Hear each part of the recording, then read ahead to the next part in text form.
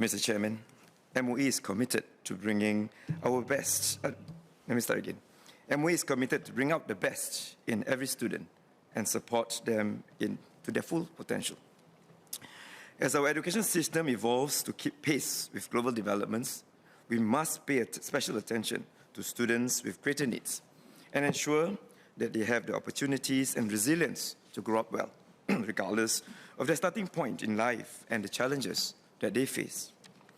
As Mr. Xiong Huang and Ms. Herting Ru pointed out, some students from disadvantaged families find it harder to keep up in school due to their home circumstances. This may lead to long-term absenteeism issues, struggles with motivation, and even lower self-esteem. To safeguard social mobility and to ensure that these students receive the support and develop resilience to overcome challenges in spite of their difficult home circumstances, we established the Uplift Pupils in Life and Inspiring Family Task Force, or Uplift, in 2018. In 2020, we piloted the Uplift Community Network, or UCN, to strengthen the support ecosystem for students from disadvantaged families and address schools' attendance issues early. As the pilot showed positive outcomes, I updated members last year that the UCN will be rolled out nationwide progressively from 2022. Let me provide an example of the support provided by the UCN. Dania was a secondary 4 student who skipped school frequently and felt disengaged from her teachers and peers. She has 5 other siblings, including a newborn, and I'm very sure members will have seen such cases in their respective constituencies. With her father being the sole breadwinner and mother juggling child-minding responsibilities, Dania did not have a good relationship with her parents, as they found it difficult to set aside the time and energy to engage and support her. Despite Dania's attendance issues, her teachers continued to reach out to her and to encourage her to attend school more regularly. The school also offered financial and academic support to help her cope. The UCN complements the school's efforts in 2 ways. First, the town-level coordinators in the UCN ropes in community resources to provide supplementary support to students' educational and developmental needs. Dania was also enrolled in the Mendaki's tuition scheme, where she also received additional academic and mentoring support.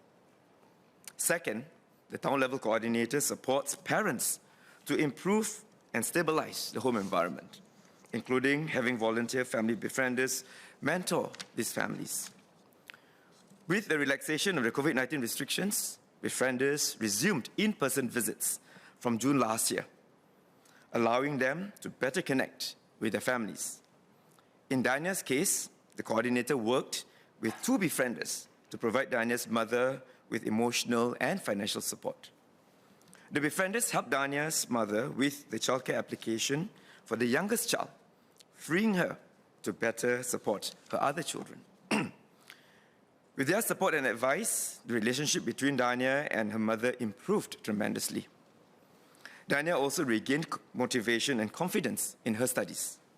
Her school attendance improved, and she did well enough to progress to a course of her choice in ITE. The term has started for a few months now, and I'm glad that she is coping well. Stories like these illustrates how collaboration between schools, families, and the community can benefit our students, those who need help. Parents share that they felt more supported by the UCN, appreciate the increased community support, and have seen positive developments in their children. Schools similarly appreciate the closer collaboration with social service agencies, or SSAs, from the UCN support. This gives us the confidence to continue with our plans to roll out the UCN nationwide to 12 more towns in 2023. We expect to support about 1,300 students and their families this year. Mr. Chairman, beyond the UCN, many community partners have stepped forward to support and befriend students from disadvantaged backgrounds under Uplift. For example, we partnered the Singapore Management University's Center for Social Responsibility to pilot befriending programs for primary school students in need. SMU students and schools co-created activities that served to build students' motivation and resilience. We are grateful for the help of our community partners and will strengthen our partnerships with the community. To strengthen the support provided to disadvantaged and at-risk students within the school environment, we have also provided additional manpower resourcing to schools through the Uplift Enhanced School Resourcing Initiative. This additional resourcing supports schools in establishing more targeted programs for students with higher needs. For example, some teachers have been deployed to provide mentoring and additional academic support for students with absenteeism issues. The number of schools supported under this initiative has grown from 23 in 2019 to 47 in 2022. We plan to further expand this to about 100 schools in the next few years to support about 13,000 students. This is in addition to existing programs like the Learning Support Program for English and the Learning Support for Mathematics, or LSM, for lower primary students who need additional support in these subjects. We will also continue to work closely with other government agencies to explore how best to strengthen whole-of-government social service delivery for higher needs students and those coming from disadvantaged backgrounds. This will include further integrating our processes with other social service initiatives like Comlink and KidStart, so that students and their families receive more coordinated and seamless support from the government. In addition to our uplift efforts, MOE provides education subsidies and financial support to ensure that our national schools and institutions of higher learning, or IHLs, remain accessible and affordable. For example, we recently enhanced financial assistance and bursary provisions for our Singapore citizen students from lower income households in our schools and our IHLs respectively. This ensures that no Singaporean student is unable to access schools and IHLs because of financial reasons.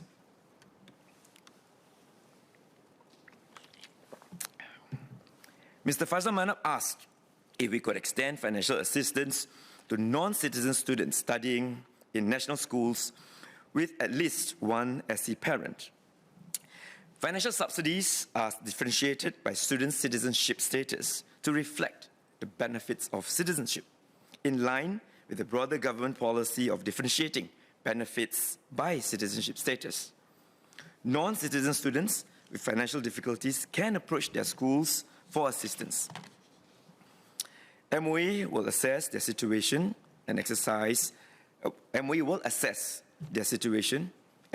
flexibility on a case-by-case basis, with special consideration given to those from lower income households.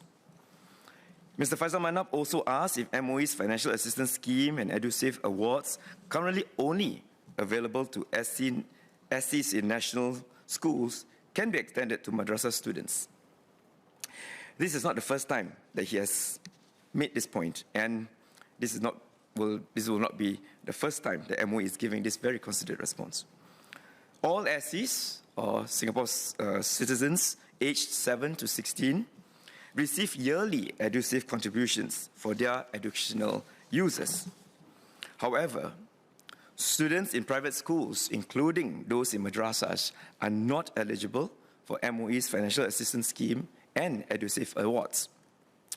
This reflects our preference for all SCs to enroll in national schools, to go through a common educational experience so as to build a national identity and social cohesion.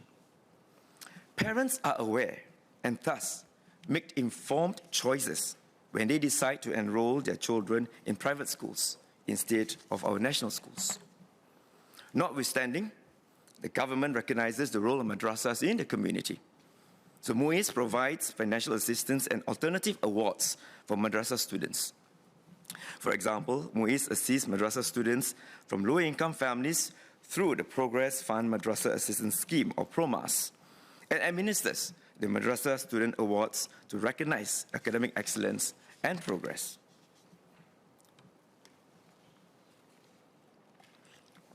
Let me move to another group of students, those with special education needs, or SEN.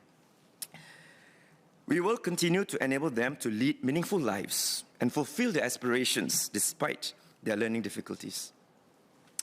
The challenges faced by families and students with SEN are multifaceted and require whole-of-community support across their life stages. MOE works closely with various government agencies and SSAs to meet the children's and families' needs at different stages of their journey.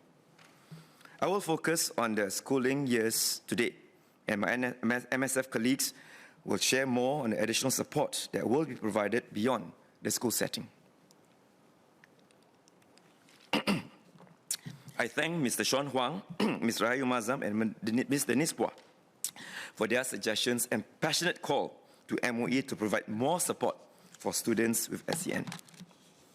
I want to tell them, we hear you, we feel you, and we are with you.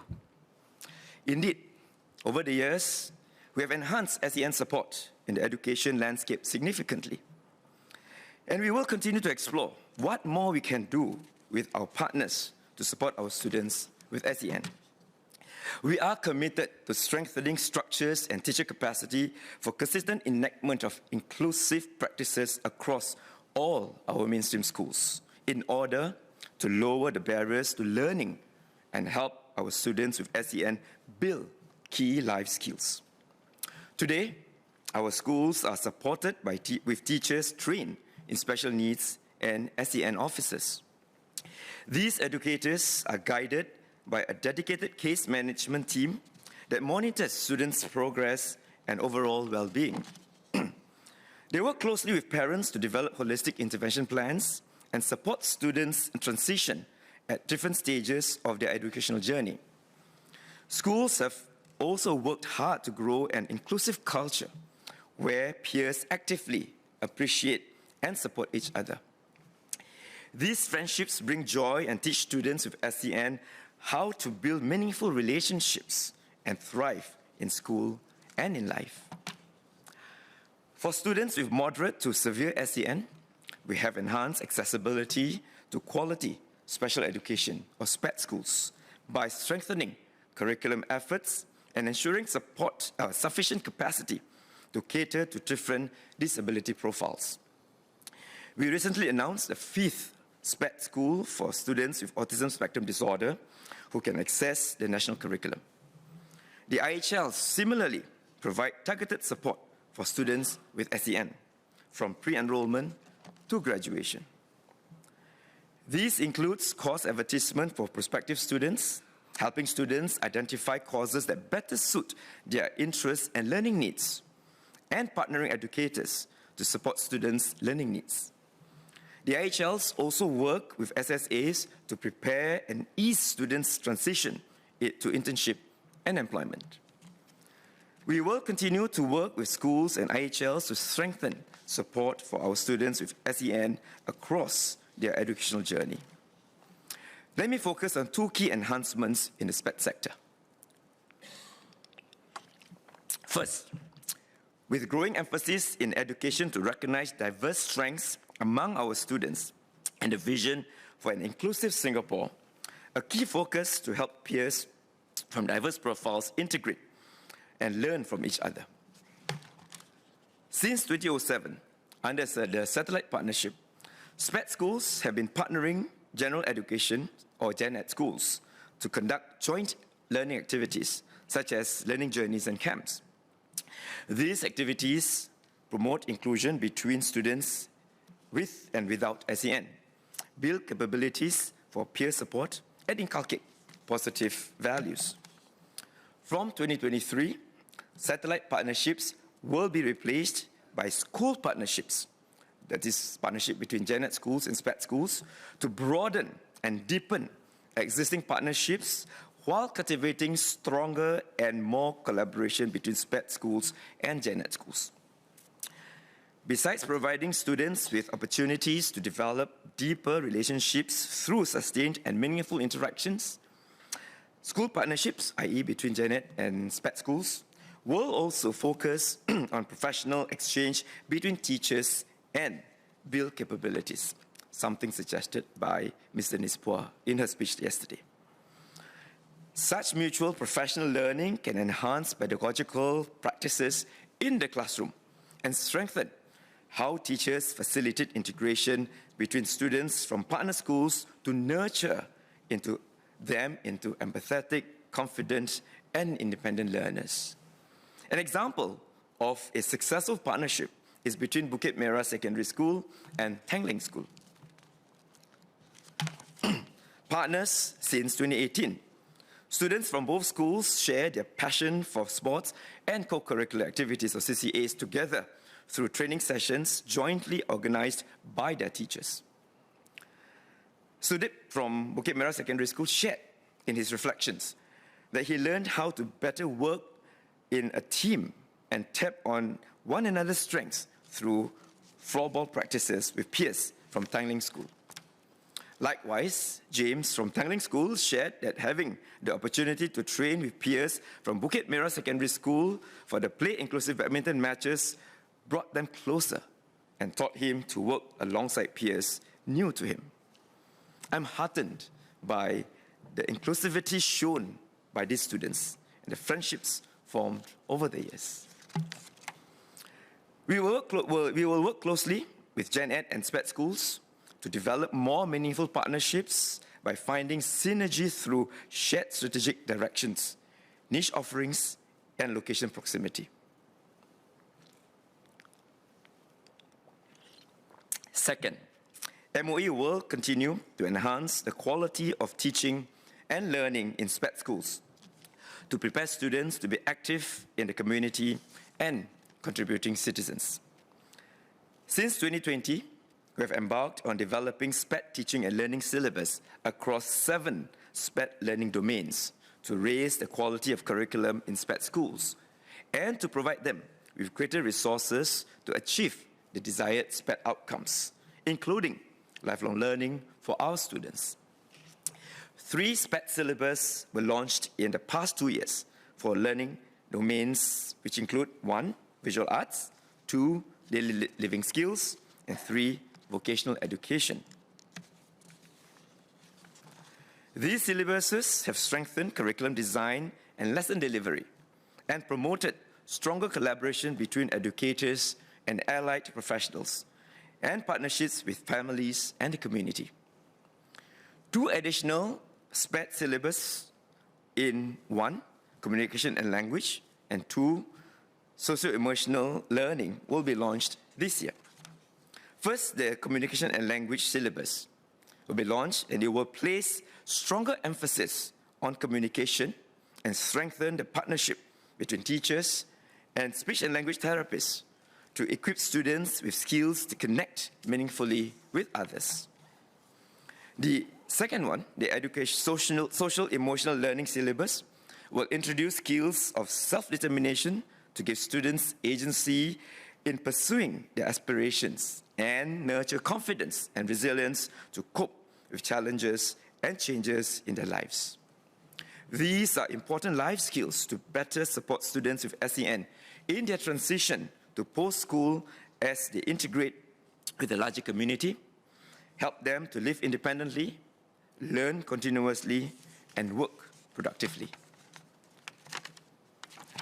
Alongside these curriculum enhancements, we recognize the need to continue working with schools to build capacity and develop the skills of educators to support the implementation of this syllabus. We will continue to deepen our partnerships with SSAs to attract talents and study the suggestions by members to keep SPED schools forward-looking. Ms. Denise Poor asked whether the formal SPED school exit age can be extended from 18 to 21 years old. While the exit age remains at 18 years old, MOE has extended funding for SPED school students who can offer vocational certification. These students can access open and paid employment, and so a longer runway of up to 21 years old is given to them to attain these national certifications. For majority of SPED students, we have pegged the exit age at 18 years old, taking into consideration that a post-school option would be more meaningful in supporting their transition from school to community. However, for all SPED graduates, MOE is committed to working with SG Enable and the SSAs to facilitate their post-school transition and to co-create avenues for continual support for them. We fully appreciate the effort of all SPED schools in equipping our students with skills to prepare them to lead independent and fruitful lives. It has not been an easy journey, but we have made significant progress. MOE will continually enhance our support for SPED schools, and more details will be shared at upcoming platforms this year.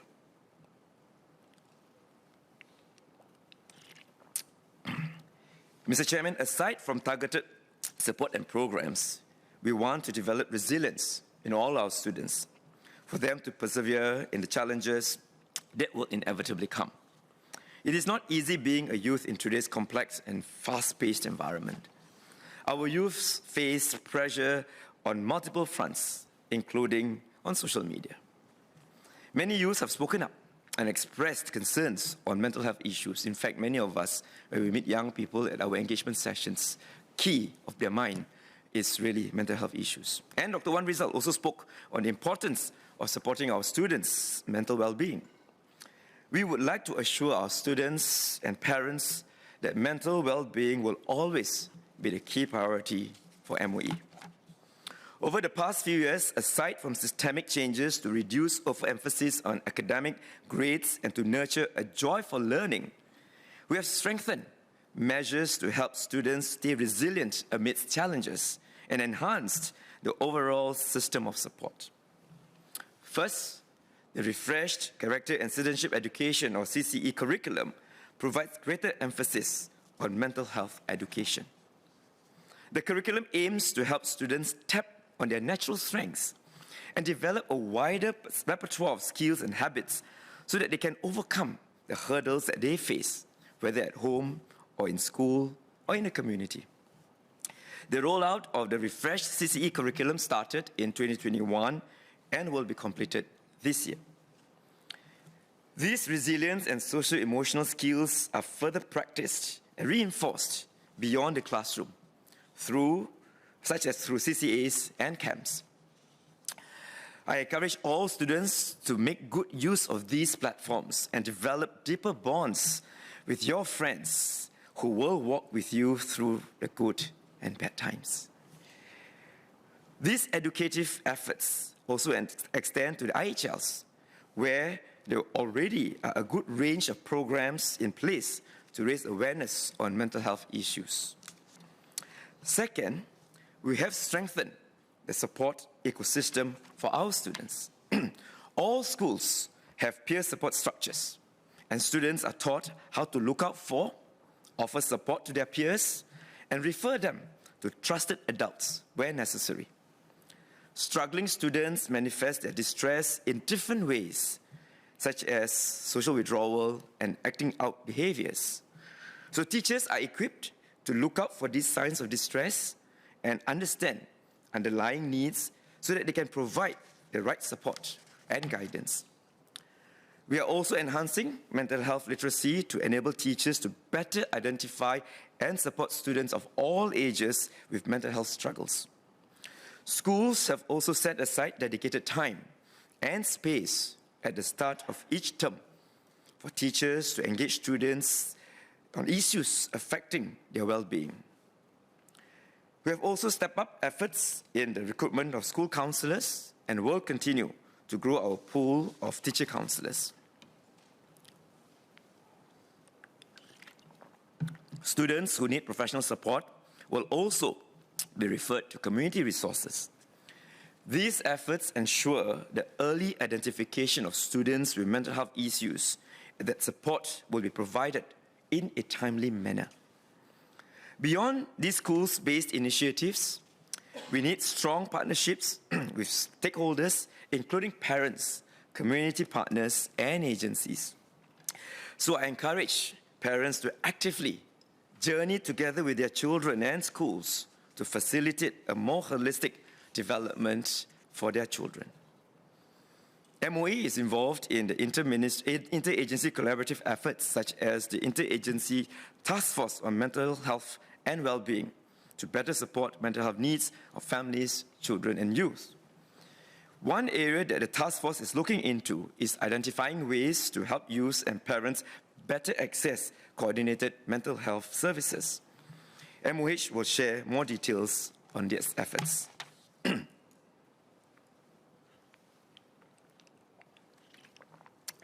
Let me now speak on the progress we have made in the polytechnics and ITE sector. We agree with Ms. Mariam Jaafar and Dr. Wan Rizal on the need for our applied education pathways to support the growing interests and learner profiles among our youth. In January 2022, I announced the recommendations from the Review on Opportunities and Applied Education, which studied how to better support the diverse needs and aspirations of students and graduates from the polytechnics and ITE, while ensuring that they have the relevant skills to thrive in the future economy. Good progress have been made in two key areas. First, to enhance students' career readiness and aspirations, ITE introduced the enhanced 3-year ITE curricular structure, leading directly to a higher NITEC from the 2022 intake. Interim indicators from the first phase of the implementation have been positive. More students indicated interest for courses under the enhanced curricular structure compared to similar past NITEC courses. Lecturers also observed that students enrolled in the 3-year courses are more motivated, and attrition rates in the first 6 months have improved. ITE will continue to monitor the outcomes of the first phase of implementation closely. They are on track in transitioning the remaining courses to the enhanced curricular structure by 2026. Students can look forward to courses such as the 3-year higher NITEC in nursing and international logistics, which will be launched next year.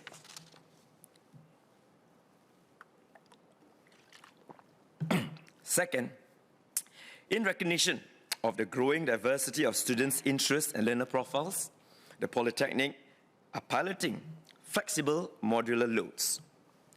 Under this pilot, students can spread their learning beyond 3 years by taking fewer modules per semester. Such flexibility allows students to pursue other interests and take more time to build their academic foundation. The preliminary take-up rates have been encouraging. In addition to this pilot, students are given the flexibility to take up electives where feasible. With limited curriculum hours, institutions have to balance between allocating time for electives and for equipping students with the necessary specialized skill sets and knowledge to meet industry needs. So MOE will work closely with the polytechnics and ITE to monitor the progress of these enhancements and make necessary adjustments to ensure they fulfill their intended intent. As mentioned by Minister Chan earlier, full subject-based banding, or FSBB, will be fully implemented in secondary schools for the Secondary 1 cohort from next year onwards. This means that streaming will be removed. This is a significant move in our overall general education landscape. With this move, students can customize their learning by taking a combination of subjects at different levels, suited to their strengths and pace of learning. In line with this shift, MOE will adjust the admissions criteria for post-secondary pathways to recognize more diverse profiles of learners and provide them with more options.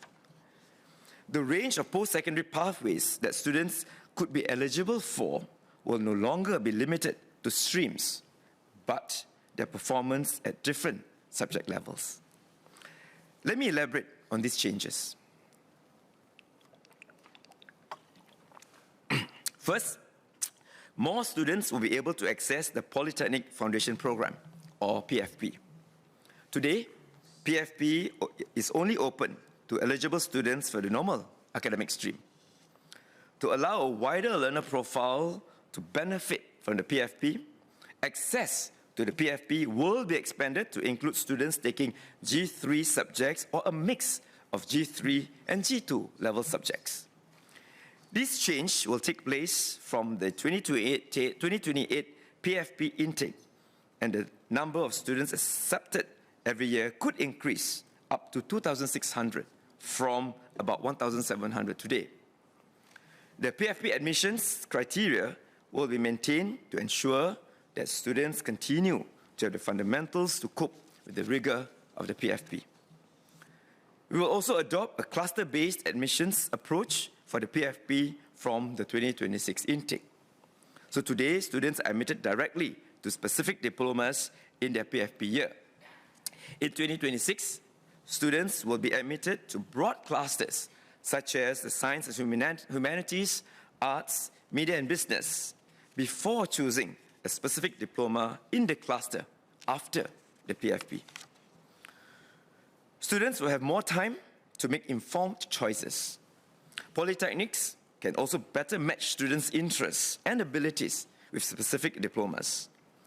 Deals builds on our efforts to expose students to multiple courses in a cluster before deciding on a specific diploma that they want to pursue, an approach currently adopted by the common entry programs in the polytechnics. Second, MOE will review admissions to Polytechnic Year 1 to better recognize the different subject levels taken by students. For example, today, students have to take 5 G3 subjects to be eligible for Polytechnic Year 1. With full subject-based banding, some may take subjects at the G2 level, and we are exploring allowing one G2 subject to be considered for admission. In addition to these enhancements, ITE students will have more opportunities and flexibility to determine their skills and competencies through the expansion of the ITE diploma offerings. These offerings will enable students to better attain work-ready skills in line with changing industry needs.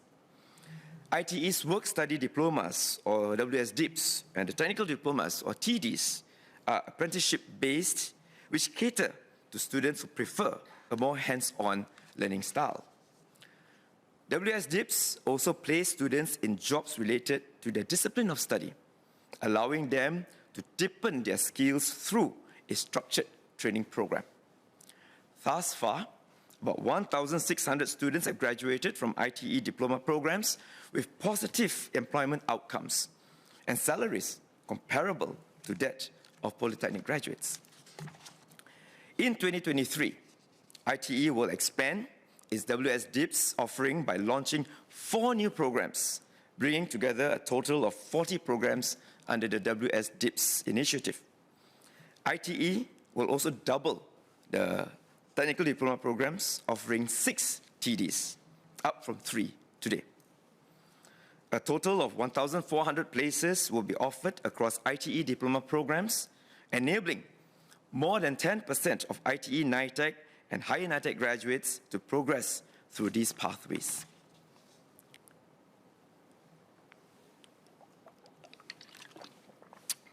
One student who has benefited is Ease, who enrolled in the NITEC in Space Design Architecture before progressing to the higher NITEC in Architectural Technology. Ease interned at an architectural firm as part of his higher NITEC course. The firm was so impressed by him and his hard work and dedication and decided to sponsor him for his WSDIP in Architectural Building Information Modeling, or BIM, and design, while concurrently employing him as an architectural assistant. This has allowed Ease to directly apply what he has learned in class and work to clients' projects, giving him a head start in his career. With these enhancements, we hope to better the needs of diverse student profiles, their aspirations, and strengthen their career readiness and resilience for jobs of the future economy.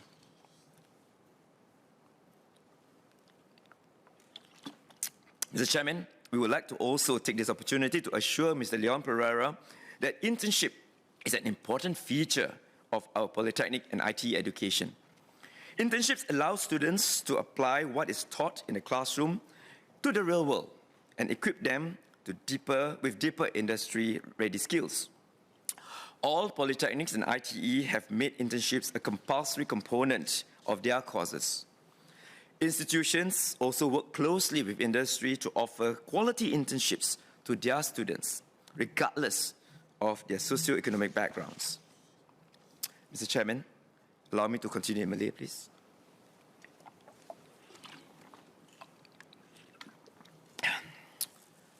Tuan Pengerusi, MOE committed untuk memupuk serta menggilap potensi setiap pelajar dengan pelbagai keperluan dan kekuatan.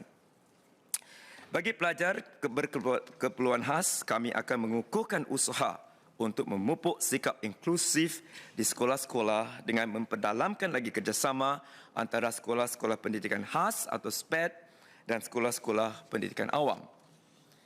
Ini akan mewujudkan lebih banyak peluang berinteraksi dan ini bertujuan untuk membantu pelajar kita bersikap lebih inklusif dan bertimbang rasa terhadap orang lain. Kami akur bukan mudah untuk mengasuh para pelajar berkeperluan khas.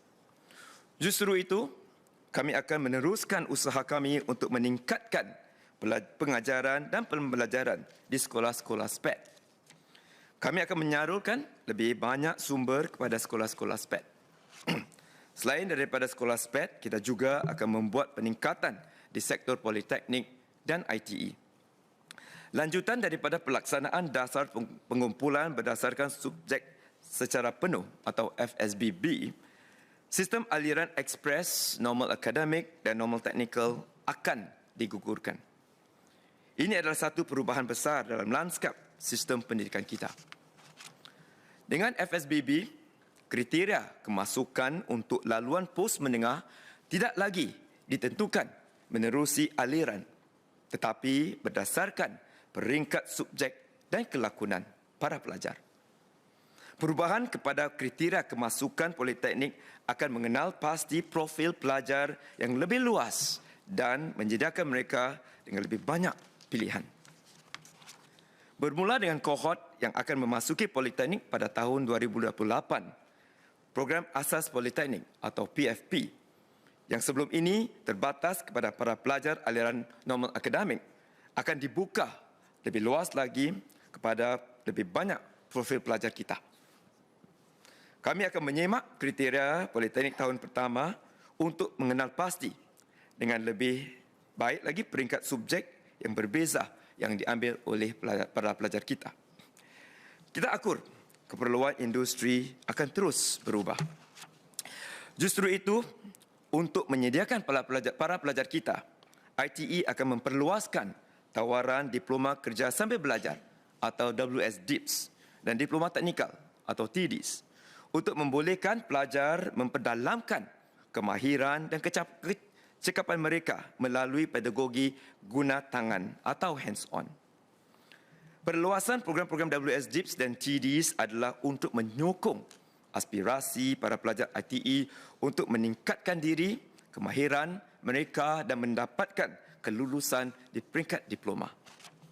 Sejauh ini, seramai 1,600 para pelajar ITE telah lulus kursus diploma WSDIP dan TDIS dan berjaya mendapatkan pekerjaan yang baik dengan gaji yang setaraf dengan graduan politeknik kita. Selain menggalakkan para pelajar ITE untuk menggunakan peluang ini, memandangkan peluang pekerjaan yang positif ini, kita akan terus menggalakkan lebih ramai di antara mereka untuk menggunakan peluang ini.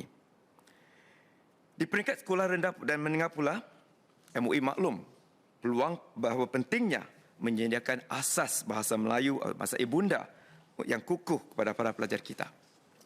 Hal ini akan membolehkan mereka menghargai warisan dan budaya kita dan berkomunikasi secara efektif dengan masyarakat Asia dan dunia. Dalam usaha ini, kami telah menyediakan lebih banyak peluang kepada para pelajar kita untuk menggunakan bahasa Melayu di luar lingkungan bilik darjah. Contohnya, Jawatan Kuasa Pembelajaran dan Penggalakan Penggunaan Bahasa Melayu atau MLLPC telah bekerjasama dengan kumpulan kehidupan liar Mandai atau Mandai Wildlife Group untuk melancarkan program Kembara Nusantara. Program ini menggalakkan pengajaran dan pembelajaran bahasa Melayu untuk kanak-kanak prasekolah. Ibu bapa dan guru mereka melalui kegiatan-kegiatan yang menyeronokkan di Taman Haiwan Singapura. Jadi mereka belajar bahasa Melayu apabila mereka mengunjungi Taman Haiwan Singapura. Kami akan terus menyimak usaha-usaha kami untuk menjadikan pembelajaran bahasa Melayu lebih otentik dengan menggunakan kaedah-kaedah yang kreatif supaya bahasa Melayu terus hidup dalam jiwa para pelajar kita. Mr. Chairman, in conclusion, as we enhance our education policies in response to changing needs, we will help every student make the best of these opportunities and nurture them into skillful and resilient Singaporeans.